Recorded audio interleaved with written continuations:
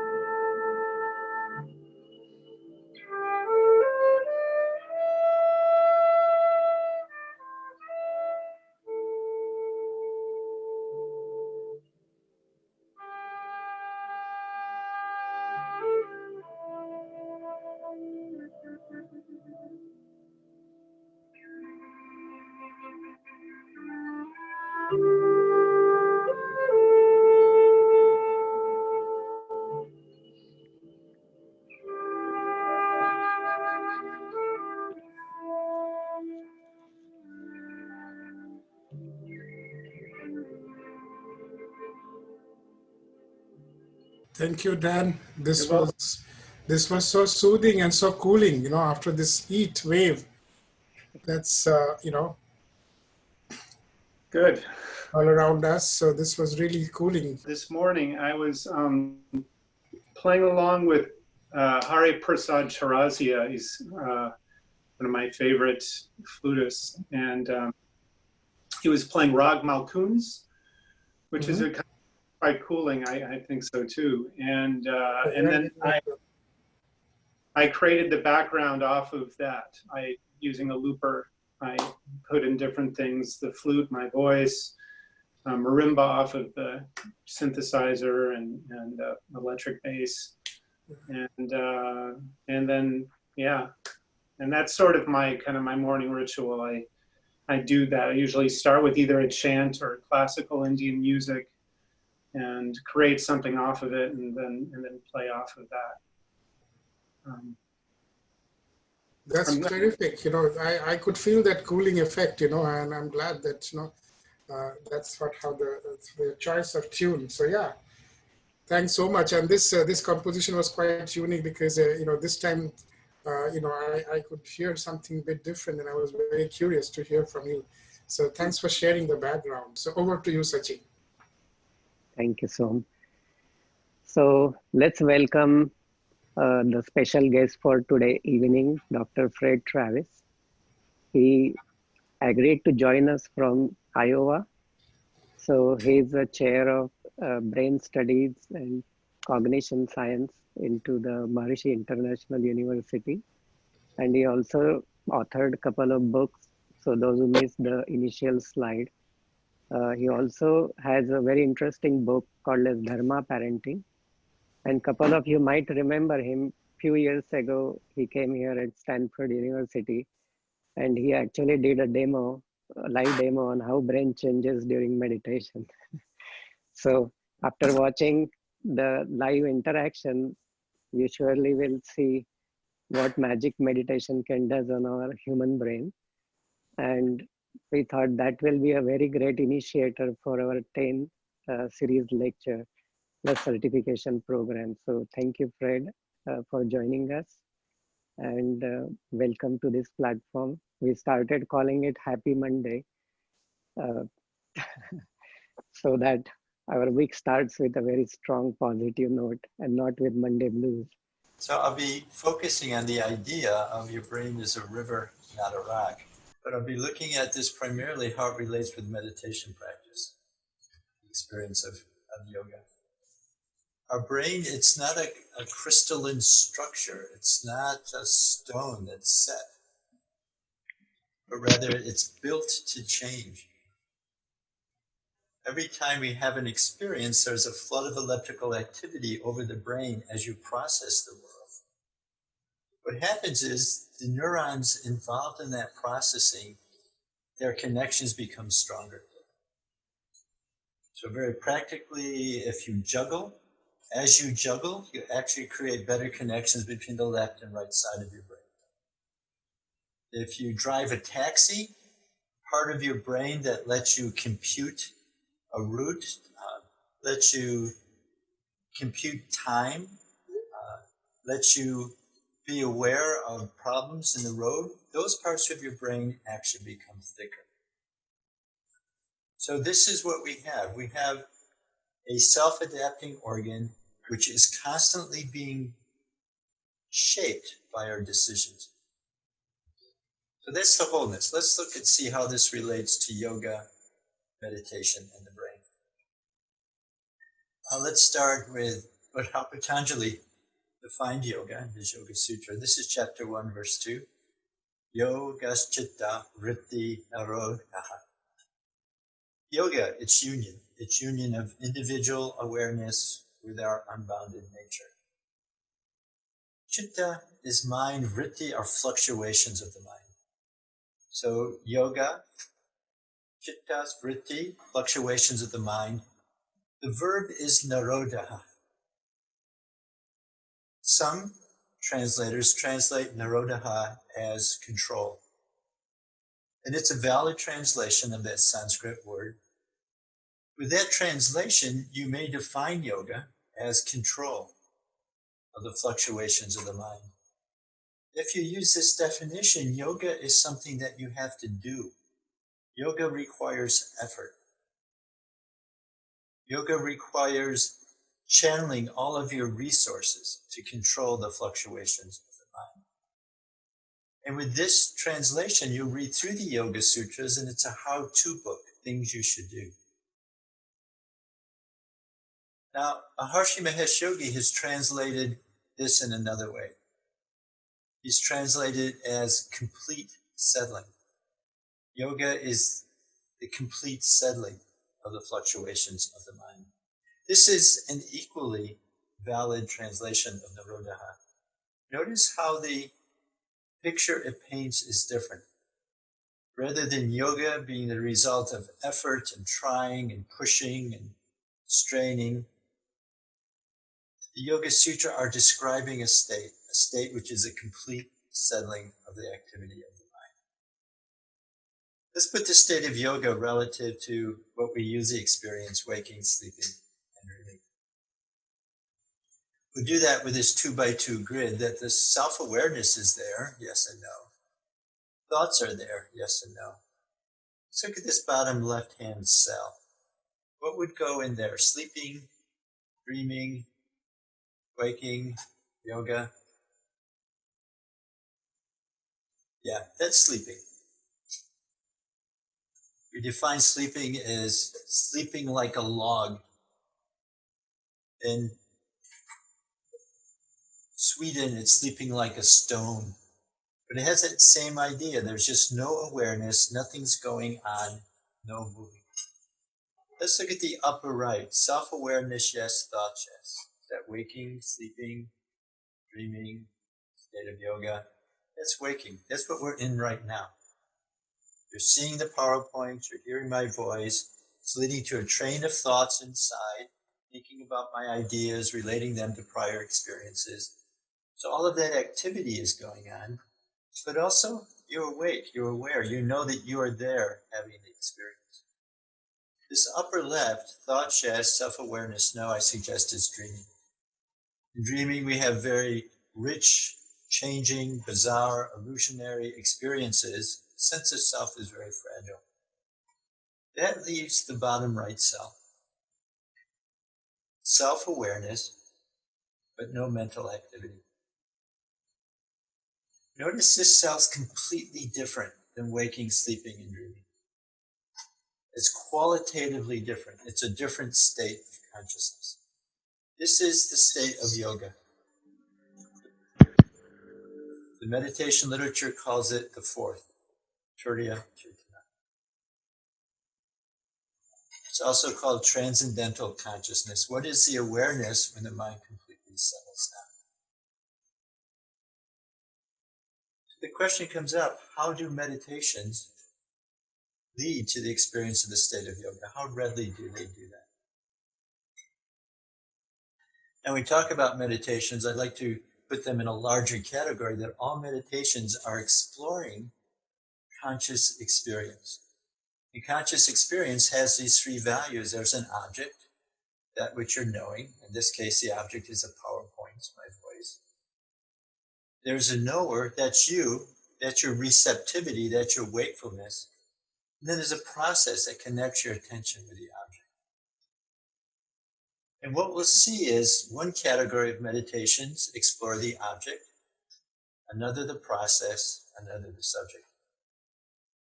And what I'm going to do is give you a description of a meditation practice. I'll let you read it. Try to identify what are the key points, the key details in that description. So here we go. Here's the first one. Notice what stands out here. Sharp focus. Sharp point of focus. Notice what's in the focus. It's just The abdomen moving up and down, the rhythm of breathing. No sense remained of the rest of the body, nothing in the environment. This, I suggest, this is an experience during Vipassana meditation practice, focusing on the breath. Notice that the whole intent is to isolate the object, to experience the object in its fullness, in its essence. No sense of self. Notice the rest of the body, the environment, it's gone. Sense of self is gone. What is there is just the object. Vipassana and other meditations like Zen fit into a category called focused attention.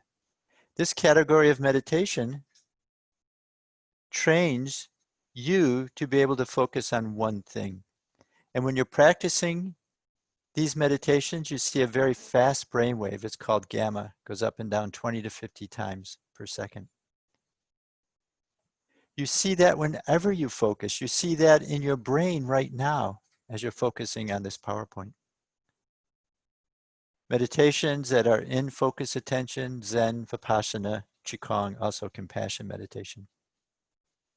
So that's one whole category of meditations. And what this is training your brain to do is to focus, to keep your mind on one thing. Here's another meditation. Again, I'll let you read it.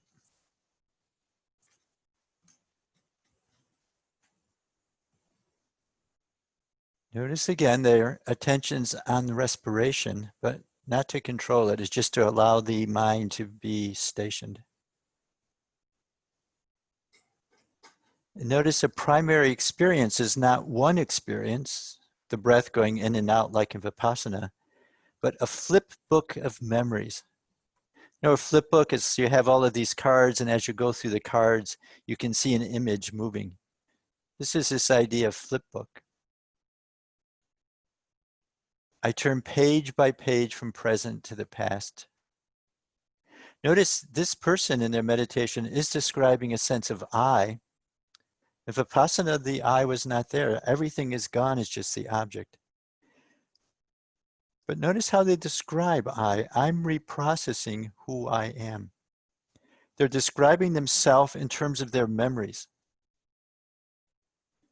This is an experience during mindfulness practice, and what I suggest is what mindfulness is doing is exploring how experiences affect you. You do it in a non-judgmental way. You don't try to control, you don't try to fix, you don't try to excuse, you just note it and let it go. Moment by moment awareness on what's happening. This is part of another category of meditations called open monitoring. Focus attention, there's one thing. Open monitoring, everything's moving through your awareness. When you're doing this type of process, the brain wave is different. Because the brain, again, is the interface between us and the world, and it functions in a different way in every experience. And what you see is a brain wave called theta. It goes up and down about 5 or 6 times per second. You see this whenever the attention is on what's in the mind. In this category, mindfulness, zazen, non-directed meditation, also saharaj yoga. So here's 2 categories: focus attention, open monitoring. Here's a third description. What stands out in this one? You might notice silence is being reported. Thoughts are becoming secondary. Inner silence becoming primary. There's a crossfade going on. The mental chatter, the monkey mind is becoming less and less dominating experience. Inner silence is growing many times. Mental activity settles to silence. This person also uses the pronoun I, but notice how they describe themselves. It's not in terms of their flip book of memories. It's not in terms of what's going through the mind, but I am completely whole and at peace. This is a third category. It's called, well, first is an experience during transcendental meditation.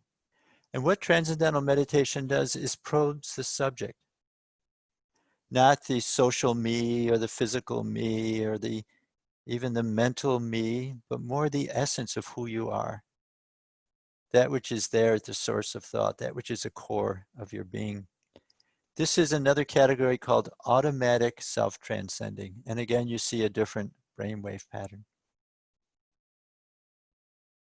Now, automatic is important because if the mind's going to go from thinking to just silence to being, it has to go by itself. You can't direct it, you can't control it.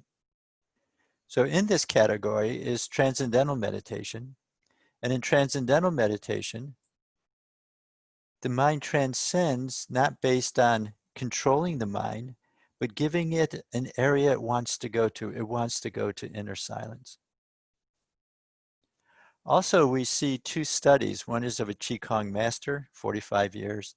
The other is of a Zen Buddhist priest, 24 years practice. And what we see here is a meditation practice which could be effortful can become automatic with very arduous, focused practice. And that's what happened with these second two categories. Let's look at what's happening during transcendental meditation, because this is leading to the experience of the state of yoga. First, to summarize, we have focus, attention, open monitoring. These meditations are teaching new ways to use your mind.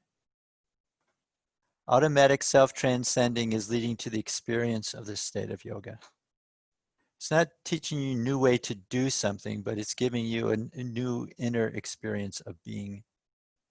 By analogy, if you go into a kitchen, the chef will teach you how to hold the knife, how to cut carrots and broccoli and so on.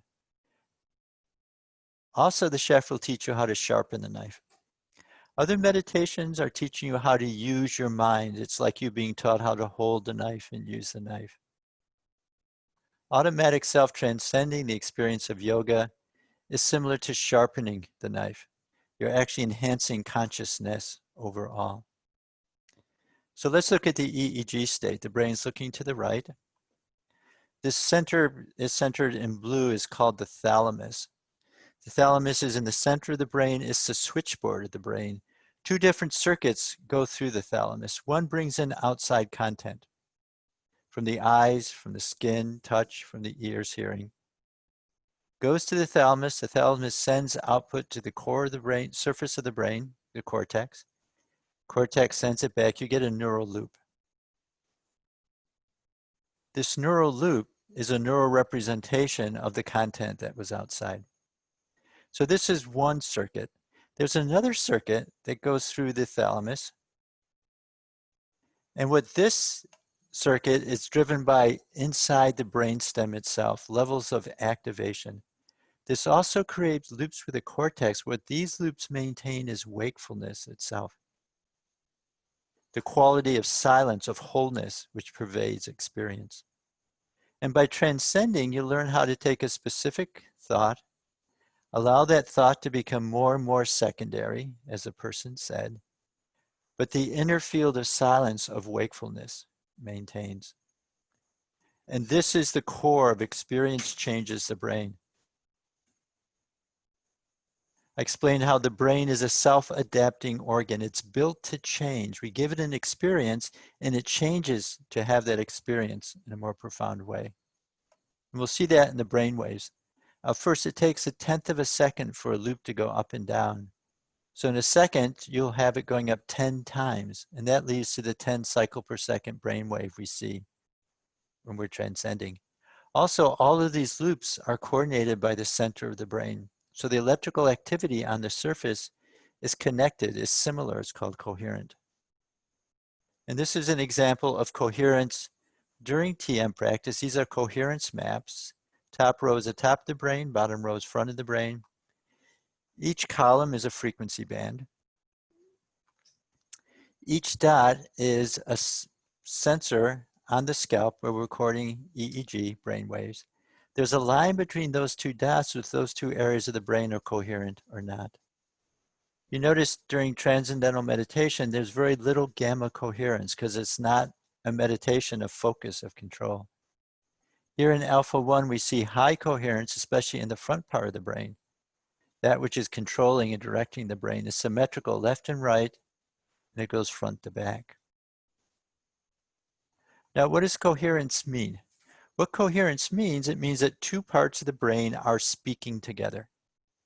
So we're measuring the electrical activity, which is a way to assess what's the activity of that part of the brain. And they're becoming awake and silent, awake and silent. That's what the brain wave is telling us.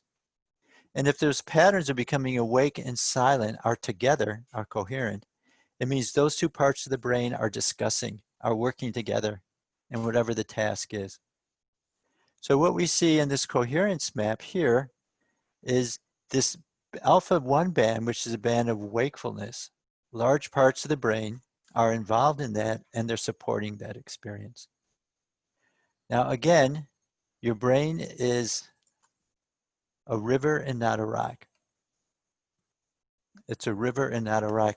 70% of your brain connections change every day. Sachin didn't tell you this, but your brain is going to be different at 7:30. Because that's the nature of what the brain does. You take in new information and it readjusts everything to understand that. So let's look at how the brain changes with this experience of yoga. First, this is during transcendental meditation itself. Brainwaves coherence in a 6-month meditator and in a 24-year meditator. Now, notice there's very little difference. In fact, mathematically, there's no difference. And this is going back again to the idea of automaticity. With transcendental meditation, you learn how to use the natural tendency of your mind to transcend. Being a natural tendency doesn't get better the more that you do it. But there is a long-term effect, and that's what we see here. Again, one of these is that someone been meditating for 6 months. The other one is 24 years. But now their eyes are open. Now they're involved in a computer task. They're processing the world, they're thinking, they're deciding a response. Which one do you think is a 24-year meditator? I'll let you look, and what do you think?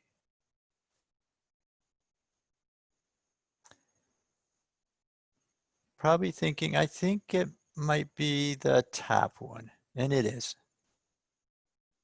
And you probably thought that because you notice this person with their eyes open, they have the same brainwave seen when their eyes are closed and they're experiencing the state of yoga. This is experience changing the brain on the most profound level. You can juggle and it changes the brain connections. You can drive a taxi, it will change the brain connections.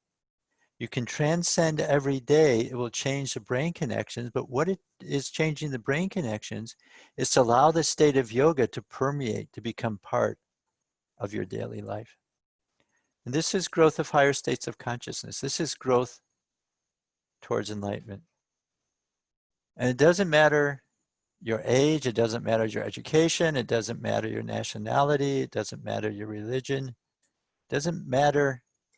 It only matters that you take the brain to that state of yoga and then back to activity. And the brain naturally puts them together. This is what is available for you.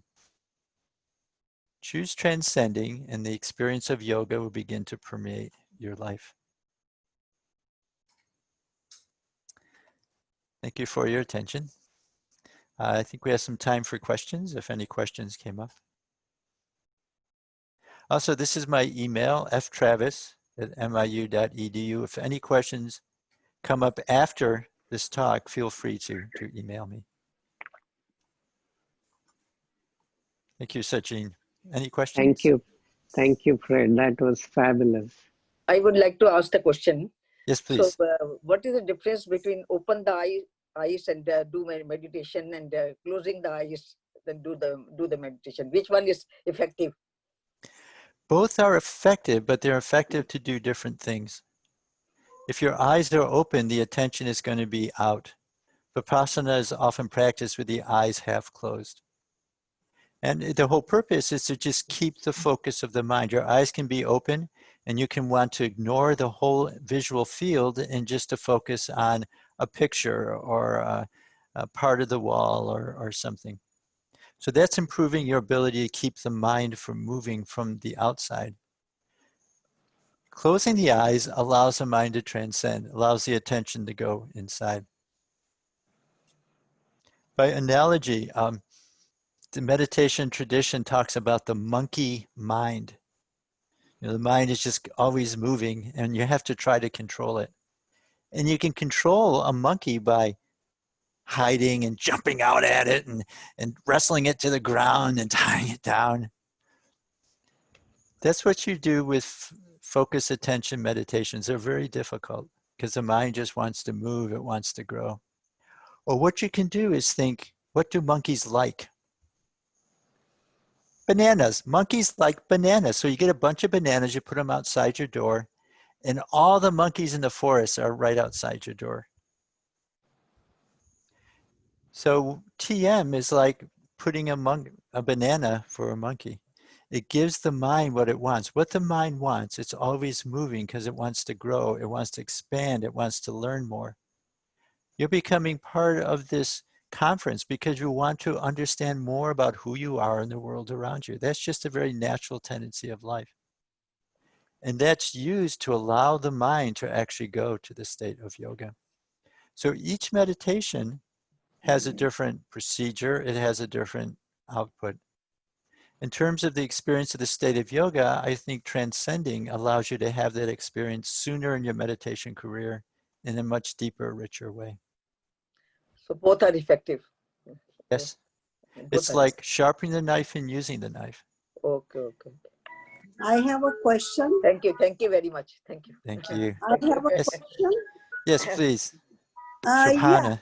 when I'm in deep meditation, I start, not deep, but in meditation, I start getting my bad memories of the past and I just don't want to do it.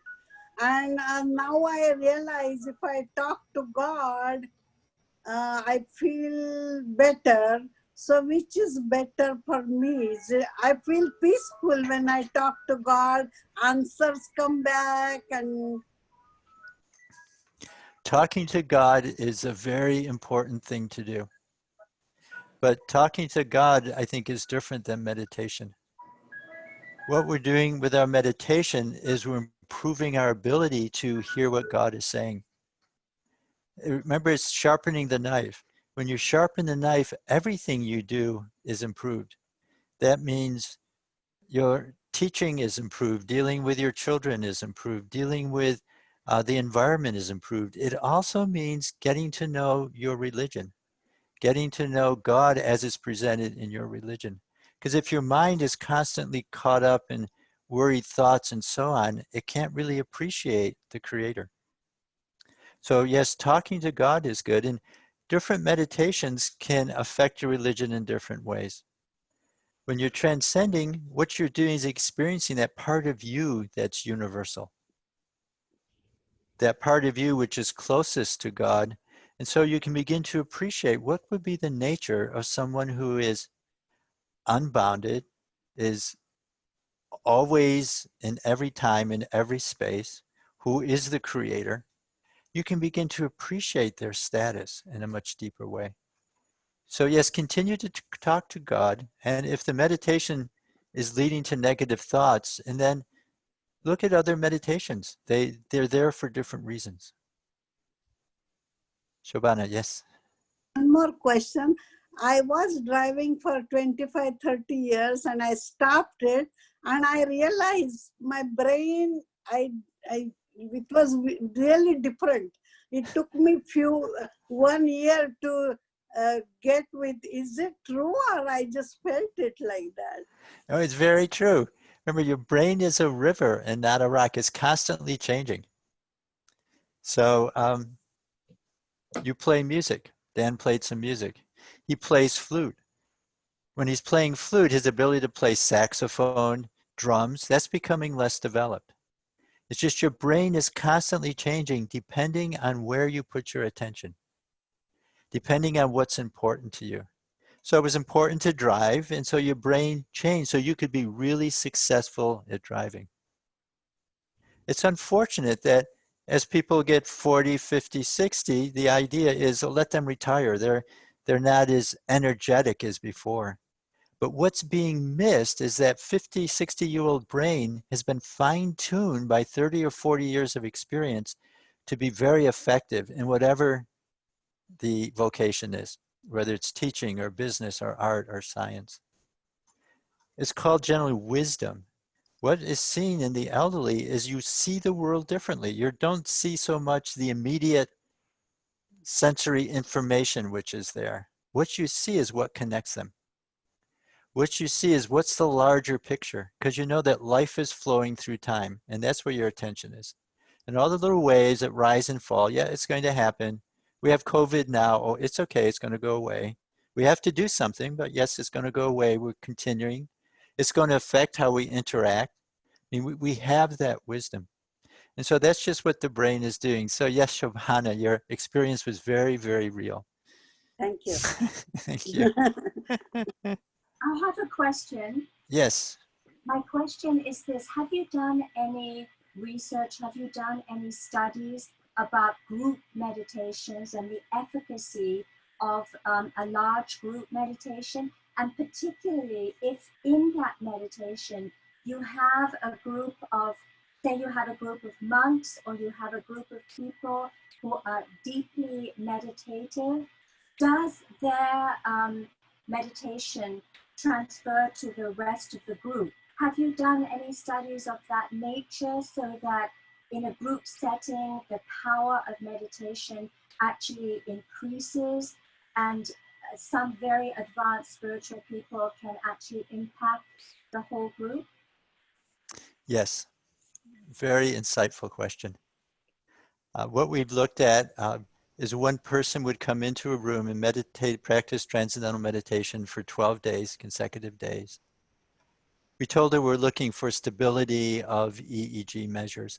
Unknown to this person, 10 people came in outside the door. They either read a textbook, it's a textbook on research methods, or they practiced transcendental meditation themselves.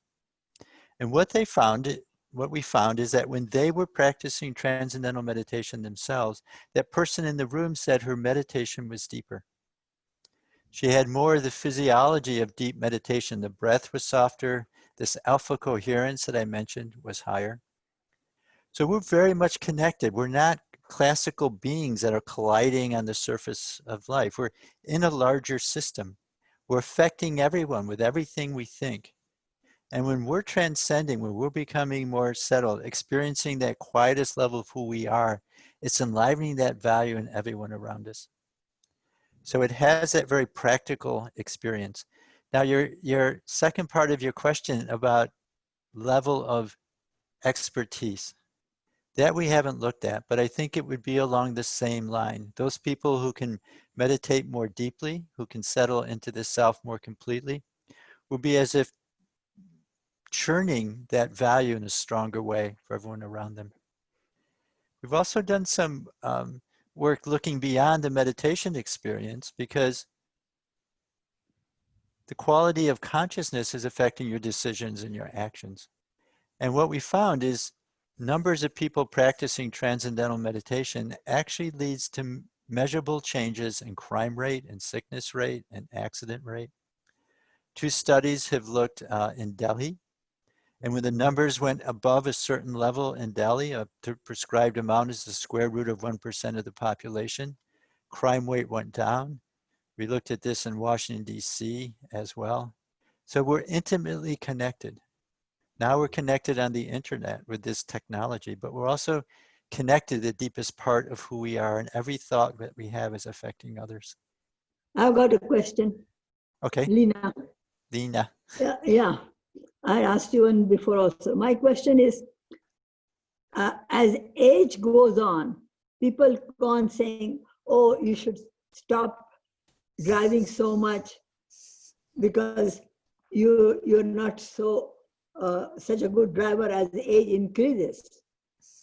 Now, does that really make sense? Because if we have practiced all our life, and then as age goes on, because they probably think your ability to drive or concentrate is becoming less, you should stop driving less. Does that make sense? It's a very good question.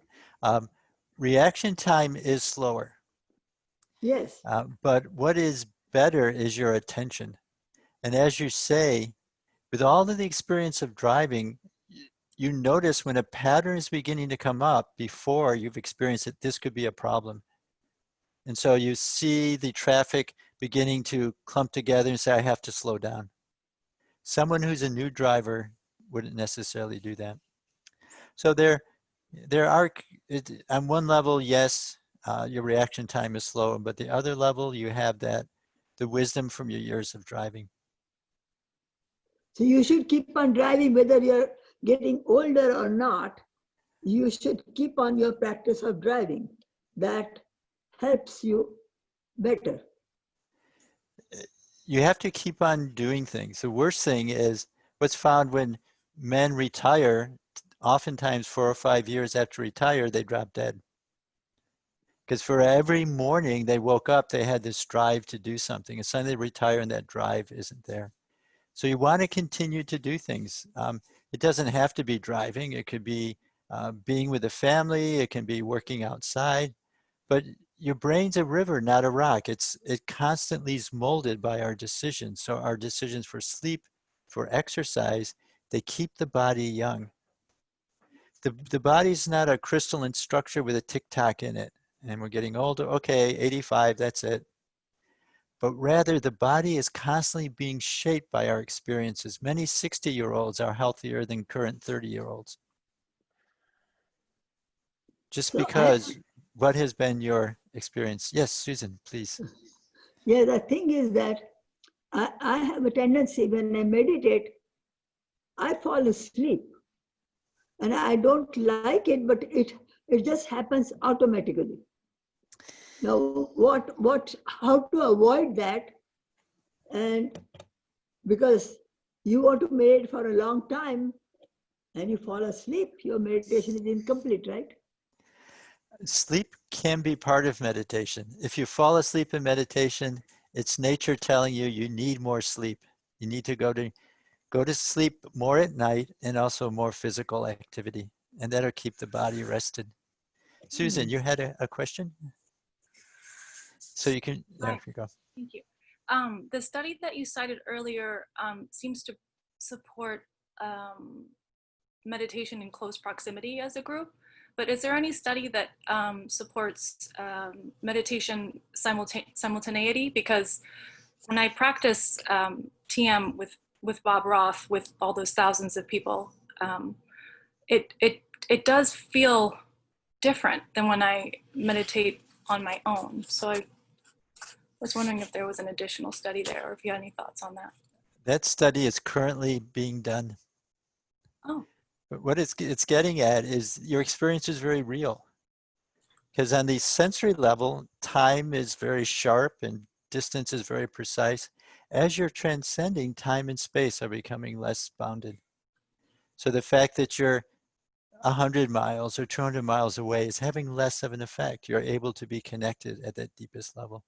So continue those meditations. Probably in a year we'll have the data, and we'll tell Bob so he can tell everyone who connects. Awesome. Thank you. Thank you very much. Yes, please. This is my personal experience. I did meditation with one group where you just sit, close your eyes, no music, nothing. I enjoyed that more than the other one. They were counting breaths that, you take 7 breaths to take in, then you hold it for a few seconds, and then when you release it's not my kind of meditation. So I'm asking you, is that very common, or is it because I'm still new to meditation, that's why I don't like it? The reason you don't like the breath counting is just because it's hard to do. Yes. And it's going against the natural tendency of your mind. The natural tendency of your mind is to expand, to grow, right, to gain deeper experiences, and you're keeping it on this point. Remember the Zen Buddhist priests who were doing Vipassana, which is just focusing on the breath. It's similar to trying to count. It's very hard.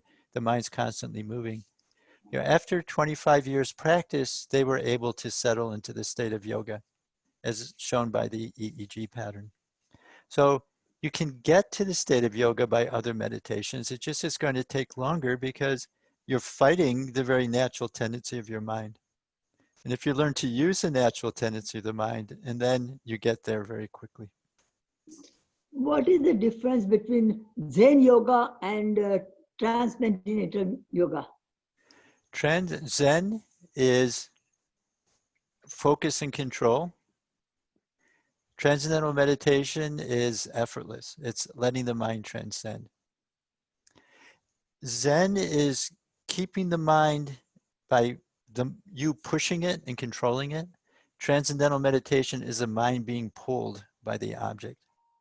So one is Zen is you pushing and controlling and trying to keep things from happening. Transcendental meditation is allowing the mind to go where it wants to go. So it's just pulled within. Which is better? Which is more effective? It depends where you want to go. Remember, it's using the knife or sharpening the knife. If you want to sharpen the knife, you practice TM. If you want to experience that state of yoga, of inner being, you practice TM. If you want to use the knife in a specific way, if you want to use your mind in a specific way, if you want to control the mind focus, and then do that type of meditation. Or best, do them both, sharpen the knife and use the knife. Transcend, allow the mind to become full and whole and lively and awake. And then later do some focus. And you'll find that the enlivenment from your meditation will help you be more successful in your activity. How do you control your mind when you're doing this Zen meditation? Yeah, it's very hard to do. And what you're taught to do is you have a goal. It could be keep your attention focused in the middle of your head. It's called the third ventricle. There's a space in the brain. You keep your attention there. And every time it moves away, you just bring it back. Every time it moves away, you just bring it back. You keep it only focused on the middle of the head. And that's like the other person was asking about counting the breaths. You count in, you breathe in, you hold it. For some count, you breathe out. It's the same type of thing. What you're doing is you're trying to keep your attention on this task, even though it's an extremely difficult task. But what happens is over time, you become a little bit better at doing that. But if we're talking about this state of yoga, the complete settling of the activity of the mind, that's where transcending is giving maximum benefit. When I meditate and I go in deep state, somebody's talking or voices come.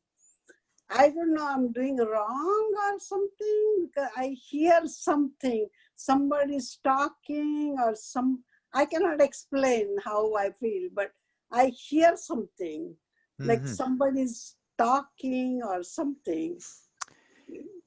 Yeah, a lot depends on the type of meditation you're doing.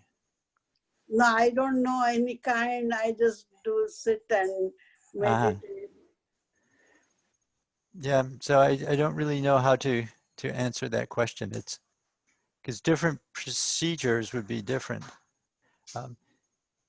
It's typically what goes on in your head is what you're thinking. So it's not someone else talking as much as you talking to yourself. You thinking about a situation, maybe from a different point of view. Sorry, I can't be more help there. Sorry, I'm just new. I don't know much about it. I'm trying, so maybe, Yeah. It's so good to find a teacher. Meditations are very powerful. You're exploring inner subjectivity, sense of self. It's good to have a teacher who can guide you, who can answer your questions, who can tell you the next step, and so on. It's not something to do you can do it in sort of a pretend way and a play way and do a little bit, but meditations are very powerful. They're there to help you grow.